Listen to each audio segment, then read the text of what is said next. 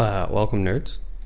This is another A Bunch of Jerks kind of reviewy slash more chat, I guess, about a new product that I was recommended by a really cool group of people on the YouTubes called SwitchUp, and they have a pretty fantastic channel talking all things Switch, but they specifically had a controller on here that for handheld mode looked like it was going to be an option. So I play about 95% handheld mode, and I was using, the old Joy-Con here that, you kind of cramp it. It's uncomfortable. You can only play the Switch in handheld mode for a few hours anyway. The battery's going to die.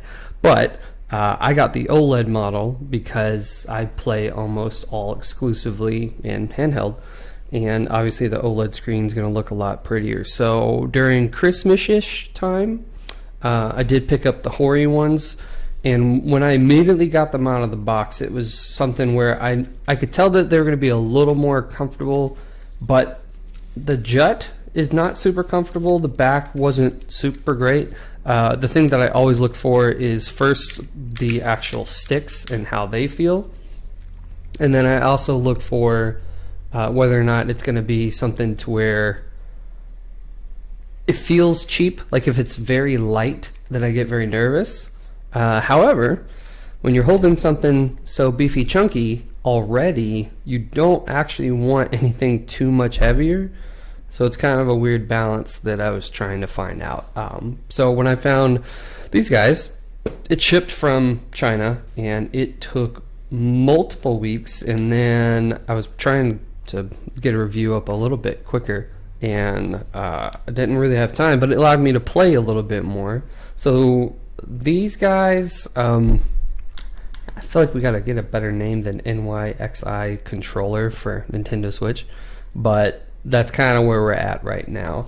And these are very similar to the Hori ones, but their grippiness is a tad bit different. So they got more of a, actually, might have it over here, kind of like the more bulby bally of the PlayStation controller, as opposed to whatever this weird nubbin is on the Hori one.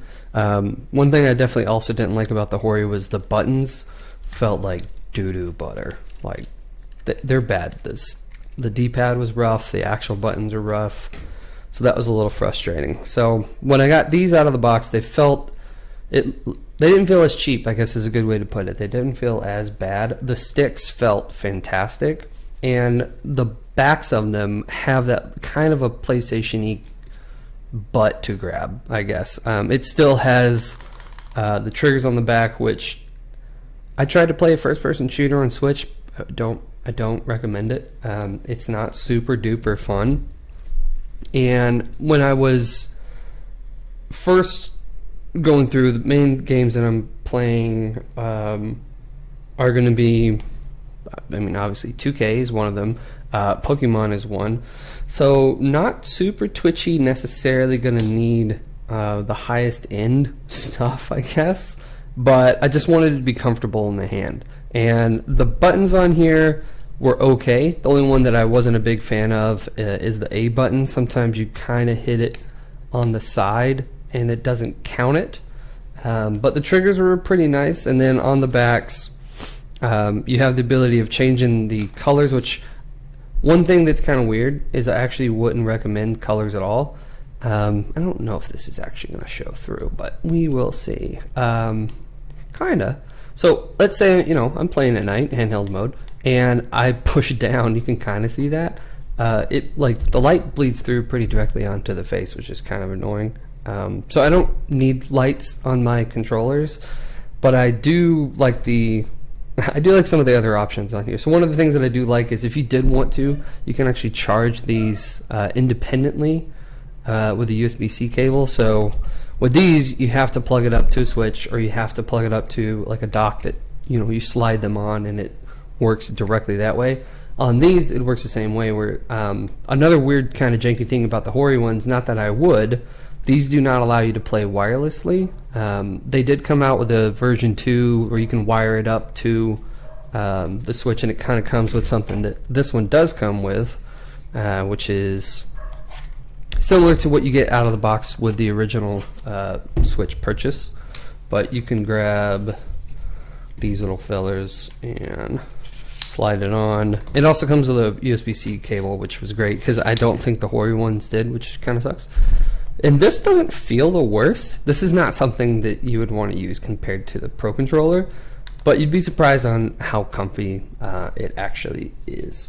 So I've been playing, I don't know, let's say maybe 10 hours or so, and definitely way more comfortable. I don't have a use for turbo buttons on any of the games that I'm currently playing, so I don't even have it mapped. I don't have it mapped to the back. I'm assuming, what do they call this? They call it EL because everything is Z or ZL, I guess, and then they have an EL for extra, la, and but overall, I would definitely recommend these. That sucks is you can't get them on Amazon or GameStop or anything like that necessarily. It's all going to be through their specific website, and using the SwitchUp code, you can actually get a little bit off. But they have a few different versions on their site. But I went with the one that was going to get here the soonest and was going to do only what I needed it to do. So they might have extras, but looks like that they do have different colors. They've got a bluey, a blacky, a combo-y, and some other stuff, but black was perfectly fine. I don't know if they do other controllers for other consoles, but I don't think that I would ever need it. But I do have another controller that I will be taking out of the box here pretty soon in another video, and it's going to be the Scuff Reflex Pro, and that'll come out after this video. And my face froze there for a second because it's tired. So that's kind of the main thing, is comfort. I don't know what the battery life is when it's not plugged in. I have no idea because I will not use them necessarily. Triggers are great though. That's another one that when you compare the triggers of the actual Switch controller, you know, they suck. So having anything that's going to be remotely related to this, I mean, this one has a little bit more give. I don't really like a lot of give in my stuff. Like, I don't like that in keyboards or anything. Like, I'd rather have less pressure needing to apply it, but other than that, it's pretty fine. D-pad is nothing to go. I mean, the only thing is, like, on a base Joy-Con controller, you don't have an actual D-pad, so having something, I guess, is better than nothing. But in my opinion, I actually haven't really used that either, because none of the games that I've been playing has required D-pad. I don't play platformers, so I don't really care. I don't think there's much else to talk about. But on the back, you do have a couple different buttons. You have your map button, and then you have your turbo button that you can set, and that allows you to also change the colors on here, which I have no idea how many colors there are. I've just tried to put it to blue because obviously I have blue. Let's see what I got here. Maybe that button and this button? Nope. No. Couldn't even do it. So it is what it is. I don't really care because I'm not going to change the color again, so I'm actually happy it's fine. But that is the NXYI wireless controller for Nintendo Switch. I'd pick it up if you're a handheld guy. So appreciate it.